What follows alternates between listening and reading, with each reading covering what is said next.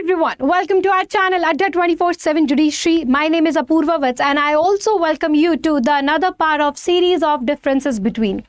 ये सीरीज आप सभी के लिए बहुत ज़्यादा इंपॉर्टेंट है, बेनिफिशियल है, क्योंकि आप सभी जानते हैं लॉ एंड जुडिशरी के अंदर आपको बहुत सारी चीज़ों को कंपेयर करके पढ़ना पड़ता है। बहुत सारी टिपिकल और टेक्निकल यहाँ पर चीज़ें होती है जिनके बीच में एक थिन लाइन का डिफरेंस होता है, लेकिन अगर हम उनको ब्रीफ में पढ़ लेंगे तो हमारे लिए बहुत ही अच्छा हो जाएगा। हम ईजिली इन मुश्किल टॉपिक्स के अंदर अच्छे मार्क्स को स्कोर कर पाएंगे।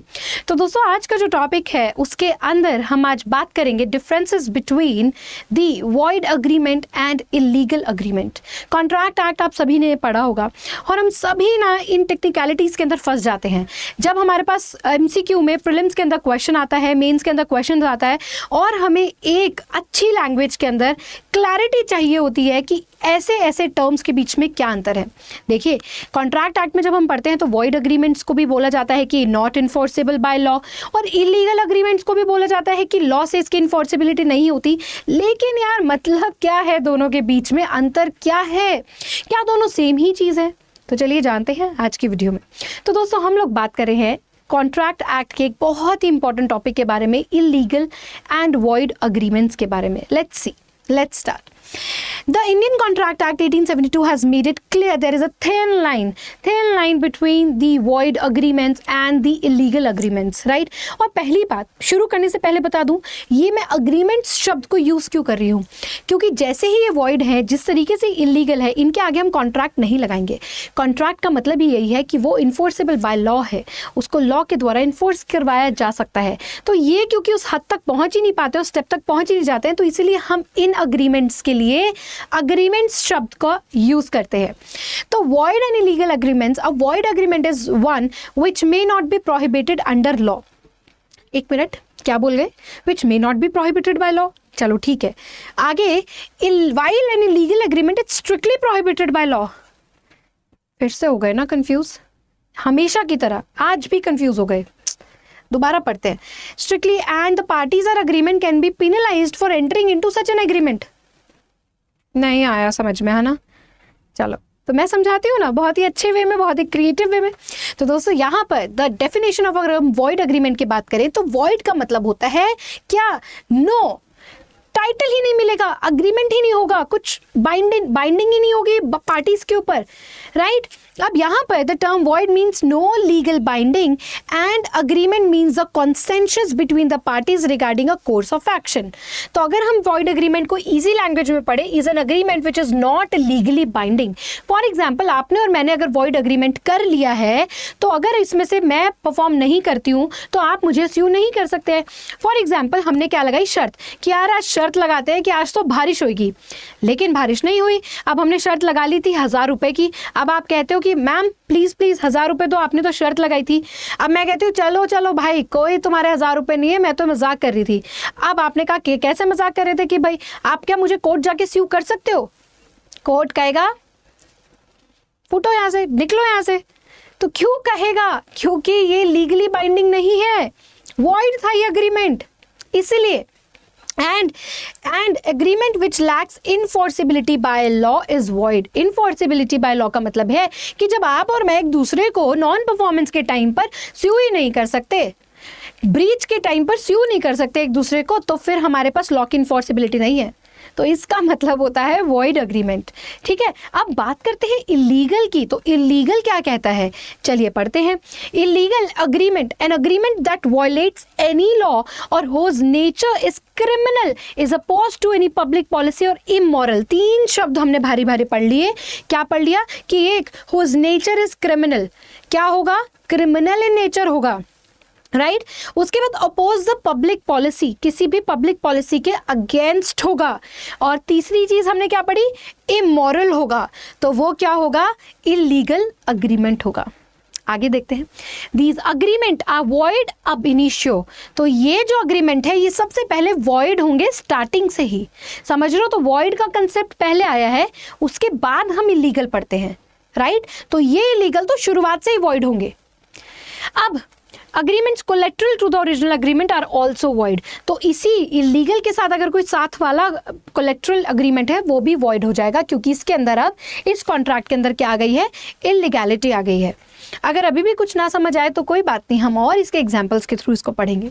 तो यहाँ पर बात करते हैं void agreement loses it's legal binding. Void agreement क्या कर देता है, लीगल बाइंडिंग नहीं करता है। And nature when it declare void such agreement does not create any rights and obligation for the parties. अब जैसे शर्त वाली बात पे हम दोनों के ऊपर कोई लीगल ऑब्लिगेशन नहीं है।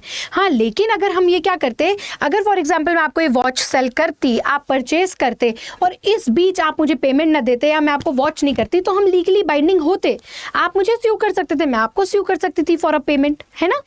तो यहाँ पर it does as well as it does not get any legal status, इसका कोई लीगल स्टेटस भी नहीं होता है इस कॉन्ट्रैक्ट के अंदर, क्योंकि जब ये कॉन्ट्रैक्ट ही वॉइड है तो हम लोग कॉन्ट्रैक्चुअल पार्टी भी नहीं हुए, तो हमें कायदे से देखा जाए तो कोई लीगल स्टेटस भी नहीं मिलता है। The transaction associated with the void transaction would be valid. हाँ, कई बार ऐसा हो सकता है कि ट्रांजैक्शन वैलिड हो सकती है, कई बार ऐसा हो सकता है कि मान लीजिए चलो इसका एग्जाम्पल हम आगे पढ़ते हैं। पहले हम पढ़ते हैं सर्टेन अग्रीमेंट्स आर वॉइड अब इनिशियो, कि अब इनिशियो का मतलब क्या है, शुरुआत से ही। कुछ वॉइड अग्रीमेंट्स ऐसे होते हैं, कुछ अग्रीमेंट्स ऐसे होते हैं जो स्टार्टिंग से ही अब इनिशियो से ही वॉइड होते हैं एज पर इंडियन कॉन्ट्रैक्ट। जैसे कि अगर हम अग्रीमेंट कर ले कि किसी को शादी से रोकने के लिए, कि मैं यहाँ पर अग्रीमेंट कर लूँ, ए और बी अग्रीमेंट करे कि मैं तुझे 10 लाख रुपए दूंगा लेकिन तू कभी लाइफ में किसी से शादी नहीं करेगा, तो ऐसा अग्रीमेंट जहां पर कॉन्ट्रैक्ट एक्ट ने स्पेशली एक्सप्रेसली बोल रखा है कि भैया ये वॉइड है, ऐसे टाइप के एग्रीमेंट्स आप नहीं कर सकते। किसी को शादी के लिए नहीं रोक सकते, किसी को धंधा करने के लिए, ट्रेड करने के लिए आप नहीं रोक सकते, और हम किसी को लीगल प्रोसीडिंग्स करने के लिए नहीं रोक सकते। फॉर एग्जाम्पल, मैं तुझे 10 लाख रुपए देती हूँ, तू कोई केस नहीं डालेगा, तू अपने लीगल राइट को एक्सरसाइज नहीं कर सकता, तो ऐसा आप कोई अग्रीमेंट नहीं कर सकते। ट्रेड के लिए, मैरिज के लिए, लीगल प्रोसीडिंग्स के लिए, माइनर के साथ अगर आप अग्रीमेंट करते हैं, या फिर आपकी लॉफुल अग्रीमेंट होते हैं, अनलॉफुल अग्रीमेंट होते हैं, या फिर वेजरिंग अग्रीमेंट्स होते हैं, तो ये अग्रीमेंट्स वॉइड के एग्जांपल में आते हैं। इनको एक्सप्रेसली इंडियन कॉन्ट्रैक्ट एक्ट ने कहा है कि ये वॉइड है। अब अगर हम बात करें इलीगल के बारे में, तो here the collateral agreement refers to the transaction associated incident to the main agreement the law strictly prohibits. So यहाँ पर इससे रिलेटेड, इलीगल एग्रीमेंट से जितनी भी चीजें रिलेटेड होंगी वो सभी क्या होंगी, इलीगैलिटी के अंदर आ जाएंगी। Such agreements and entering in illegal agreement is called punishable offence in the eyes of law. तो आप यहाँ पर क्या करते हैं, समझिए डिफरेंस। यहाँ पर आप सिविल एक्शन ले सकते हैं वॉइड अग्रीमेंट्स के अंदर, इफ इन केस अगर आपकी पेमेंट क्या है, लॉफुल है, राइट। लेकिन अगर आप इलीगल अग्रीमेंट करते हैं तो आपको यहाँ पर ये ऑफेंस होगा, क्रिमिनल लाइबिलिटी आपकी यहाँ पर होगी, और ये एक पीनल प्रोविजन के अंडर भी आएगा। उसके बाद punishable of offence in the eyes of law, therefore the parties are penalised, उनको सजा भी मिल सकती है, जेल भी हो सकती है, फाइन भी लग सकता है under the Indian Penal Code, right. Some examples अगर हम बात करें लीगल की, तो जैसे कि हमने बात करी कि यहाँ पर सुपारी दी, पान वाली सुपारी नहीं भाई, मारने की सुपारी, कि मैं तुझे 10 लाख रुपए दूंगा, तू ए का मर्डर कर दे, मारने की सुपारी दी, भैया इलीगल है। अब वो पैसे चाहे उसने कमा के दिए उसको, चाहे कैसे दिए, और वो लॉफुल मनी हो, लॉफुल वे हो, सब कुछ इलीगल हो जाएगा अगर आप किसी ऑफेंस के लिए या किसी इलीगल एक्ट के लिए अग्रीमेंट करेंगे तो। अब आ गया होगा वो थिन लाइन डिफरेंस समझ, है ना यार। कमेंट ना कर देना कि यस मैम समझ में आ रहा है, और आपकी सीरीज़ ना मुझे बहुत ज़्यादा पसंद आ रही है, क्योंकि मल्टीपल वीडियोस में डाल चुकी हूँ इस सीरीज़ की, तो यार मुझे कमेंट करना बिल्कुल भी मत भूलना, ओके। चलिए आगे चलते हैं। A void agreement has no legal consequences because it is null from the very beginning. Void agreement के कोई भी legal consequences नहीं होते, क्योंकि enforceability by law नहीं होती, ये हम सबको पता है, हम जान चुके हैं ये चीज़, ठीक है, कोई नई बात लाइए। अगर हम illegal agreement की बात करें तो it is devoid of any illegal event since it started, ये भी हम पढ़ चुके हैं। And illegal agreement are void, ये अरे भैया ये कुछ न्यू कॉन्सेप्ट लाए हैं हम लोग। अब ये न्यू कॉन्सेप्ट क्या है कि जितने भी दोस्तों ये इलीगल होते हैं ना, इलीगल अग्रीमेंट होते हैं, वो सारे वॉइड होते हैं, है ना। इलीगल जितने होंगे वो वॉइड होंगे, लेकिन हर वॉइड अग्रीमेंट इलीगल अग्रीमेंट नहीं होगा। आगे दिमाग में बात समझ, थोड़ा घुमाओ दिमाग को, घुमाओ थोड़ा। तो यहाँ पर an illegal agreement are void, but these reverse not true. If an agreement is illegal, other agreements related it's to be said to be void. यानी कि all all illegal are void, all illegal void होंगे, लेकिन all void not illegal, ऐसे करके हमेशा याद रख लो। और यही से हमें समझ आता है, इसी स्टेटमेंट से हमें समझ आता है दोनों के बीच में अंतर क्या है। आता है ना समझ में? तो चलिए, तो फिर हम इसके की डिफरेंसेस भी पढ़ लेते हैं, और क्लैरिटी देने के लिए इसके की डिफरेंसेस पढ़ लेते हैं। वो ये है कि अगर हम मीनिंग की बात करें तो मीनिंग बात करता है एन अग्रीमेंट विच lakhs legal enforceability, legal enforceability नहीं है तो वो हो जाएगा वो। और यहाँ पर फॉरबिडन बाय लॉ होगा, यानी कि कॉन्ट्रारी टू लॉ होगा, कॉन्ट्रारी टू लॉ होगा तो वो दोस्तों क्या हो जाएगा, इलीगल अग्रीमेंट हो जाएगा। कॉन्सिक्वेंसेस देखते हैं, यहाँ पे इन्फोर्सिबिलिटी नहीं होगी, स्यू नहीं कर पाएंगे एक दूसरे को, क्योंकि क्या है, अग्रीमेंट आपका वॉइड है। उसके बाद अगर इलीगल अग्रीमेंट की बात करें तो वॉइड अब इनिशियो होगा स्टार्टिंग से ही, फ्रॉम द बिगिनिंग यहाँ पर वो होगा, राइट। उसके बाद यहाँ पर बात करें प्रोहिबिशन बाय आईपीसी, तो यहाँ पर नहीं है, लेकिन यहाँ पर ये क्या है, आपका पनिशेबल है, ये क्या है, आपका पीनल प्रोविजन है, और आपका आईपीसी के अंदर यहाँ पर पनिशेबल है। लेकिन यहाँ पर आप सिर्फ क्या ले सकते हैं, सिविल एक्शन आप ले सकते हैं, सिविल सूट आप यहाँ पर फाइल कर सकते हैं। देखा जाए वॉइड अग्रीमेंट का स्कोप ज्यादा है और इलीगल अग्रीमेंट्स का नैरो है, क्योंकि हर वॉइड इलीगल नहीं होता, इलीगल का स्कोप नैरो होगा, राइट। आगे चलते हैं, पेनल्टी की बात करें तो parties to void agreement are not liable for any penalty under law, but यहाँ पर क्या होगा, इलीगल एग्रीमेंट करने के लिए आपको सजा मिलेगी। अगर आप किसी को मारने के लिए सुपारी दे रहे हैं, ये कर रहे हैं, अबेटमेंट कर रहे हैं, तो आपको क्या मिलेगी, यहाँ पर आपको यहाँ पर सजा मिलेगी। इस तरीके का अग्रीमेंट कर रहे हैं, कॉन्स्पिरेसी कर रहे हैं, ओके। इसके कनेक्टेड एग्रीमेंट्स जरूरी नहीं वॉइड हो, लेकिन इसके जितने भी साथ साथ कनेक्टेड एग्रीमेंट्स होंगे वो यहाँ पर इलीगल कहलाए जाएंगे। कोई कंफ्यूजन हो भी ना तो कमेंट में लिख दीजिएगा, क्योंकि मैं हर किसी के कमेंट का पर्सनली रिप्लाई करती हूँ। चलिए आगे चलते हैं।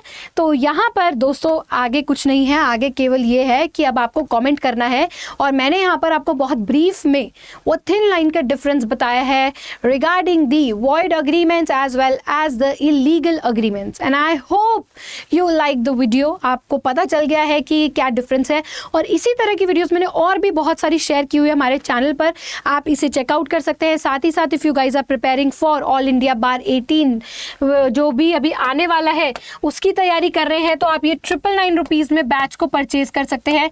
You can use this code Y748 to get the maximum discount. 1 year की वैलिडिटी आपको यहाँ पर मिलेगी, और आप इस बैच को यहाँ पर ले सकते हैं। और अगर आप जुडिशरी की तैयारी कर रहे हैं, किसी स्पेसिफिक स्टेट को टारगेट कर रहे हैं, तो ये स्टेट के क्रैश कोर्सेज और यहाँ पर ये क्या है, स्टेट के फाउंडेशन कोर्सेज हैं, और आप ये कोड अगर यूज करेंगे तो आपको यहाँ पर मैक्सिमम 78% का डिस्काउंट मिल जाएगा। और ये है हमारा जुडिशरी का महापैक। दिस महापैक includes all state judiciary exams. आप सभी यहाँ पर स्टेट्स को देख सकते हैं। Will be covering the entire syllabus, 3 stages, all major minor special laws को हम यहाँ पर कवर करेंगे। And you can use this code Y748 to get the maximum discount of 78%। 24 महीने के लिए आपको ये कोर्स यहाँ पर मिल जाएगा, यानी कि आने वाले 2 साल के अंदर जितने भी एग्जाम्स आएंगे उनकी तैयारी आप बहुत अच्छे से हमारे साथ कर सकते हैं। एज अड्डा 24/7 promises you to give the quality teaching and the quality coaching, right. तो ये सभी चीज़ें आपको यहाँ पर मिलेंगी, सो ज़रूर इसे ज्वाइन कीजिए। ये हमारा टेलीग्राम का हैंडल है, आप यहाँ पर हमसे कनेक्ट हो सकते हैं पर्सनली। साथ ही साथ आपको सारी PDFs, नोटिफिकेशन, सभी चीज़ें आपको यहाँ पर मिल जाएंगी। And thank you so much guys for watching this video.